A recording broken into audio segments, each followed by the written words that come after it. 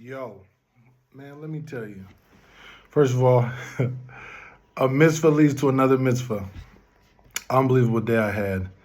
I always implore people to be honest with themselves, talk to themselves, listen to themselves, trust themselves, and then talk to God, listen to God, trust in God in that reverse order. So talk to God, trust to God, listen to God, talk to self, trust to self, listen to self. So this morning I got up and I took a pace to my day that was very intentional in conversation with self about like, all right, we're gonna address some things that we should have addressed a long time ago. That's gonna give us momentum to continue to address things that we should have addressed a long time ago.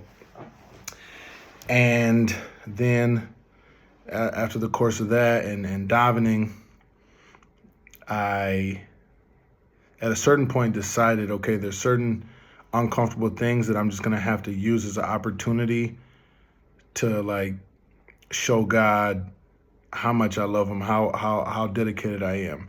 And it's like some of these things I got muscle memory on anyway, but we get to a point where we feel like, hey, I don't want to have to, take certain paths. Get to shul, and not only do I find the most transformational pasuk from this week's parsha, which I'm going to get to, but then my brother Meir's like, Zachariah, we named this meal after you, this idea that you came up with, photographers in town, can you shoot? Can you do it? Gave me a lot of hizuk. It always feels good to feel loved and appreciated.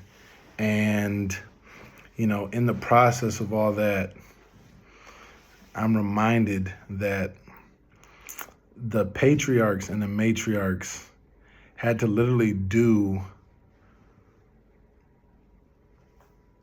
the impossible constantly, which was trusting God in the face of situations and circumstances that seemed to not confirm that God was going to come through.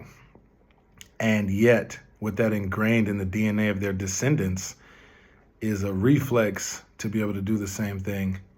Now, I came across a fire pasuk in terms of Yaakov Avinu and his time that he had to work for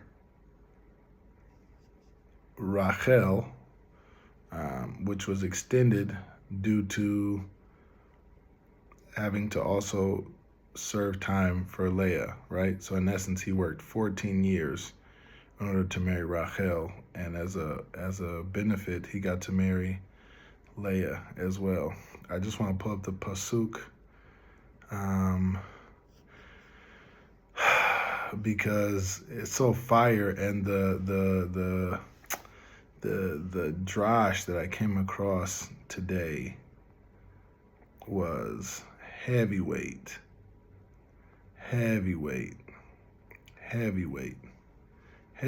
drash today. So Parsha Vayetzi.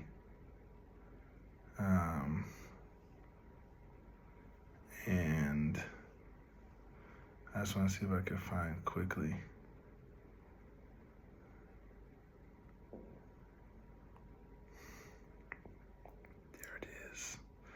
There it is. Man. So the context. So, oh man. So Yaakov Avinu is saying to Lavan, says in Yud Chet, Ve'ye'ehav Yaakov et Rachel, ve'omer avdecha sheva shnaim berachel bitcha hakatana. Jacob loved Rachel, and he said to Lavan, I will work for you for 7 years for Rachel, your younger daughter. Then he goes on to Yud Tet. Ve'omer Lavan tov titi ota lach mitati ota laish acher sheva amdi. Lavan replied, better that I give her to you than give her to another man. Stay with me. Ve'avod Veyavod Yaakov barachel sheva shnaim vayihiyu be'enayu kayamim achadim be'avto ota. So Jacob worked 7 years for Laban in order to marry Rachel, but in his eyes they seemed a mere few days because of his love for her. Now, what I came across goes into talk about how could that be that 7 years seemed like a mere few days. Didn't even say 7 days, a few days. His love for her. So I was thinking, I love Hashem. I love serving Hashem. I love the Torah. There's things in my life that I want, like a wife, family, children, a home, these things. And I feel the potential of frustration for each day, or how long it could be till I even get to the days where such could be possible. You could argue that at least Yaakov knew how long it was going to be, but it turns out it ended up being double because he was deceived. But it said the 7 years went by as but a few days. And it's like, how are we spending our time as we wait and trust on God for these promises? Are we lingering and harboring frustration and resentment? Or are we such in love that the time just goes by? And there's so much to occupy ourselves with anyways. And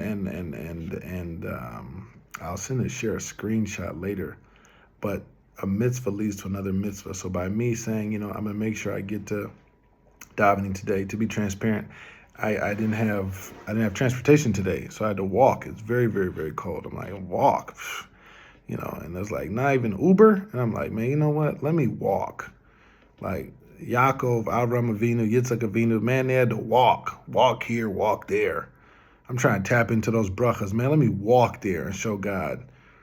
And then I walked there to come across a lovely pasuk in this week's parsha, and then more hizuk in from the community, and on the walk back, it's like, yo, a mitzvah leads to another mitzvah. If you're ever doubting or feeling down, just do a mitzvah, and especially one that seems challenging or frustrating, and watch how that leads to more mitzvot and to more brachot in your life. Kislev. Lev, the heart, baby. The heart, baby. Give it with your whole heart. What you know about not giving up.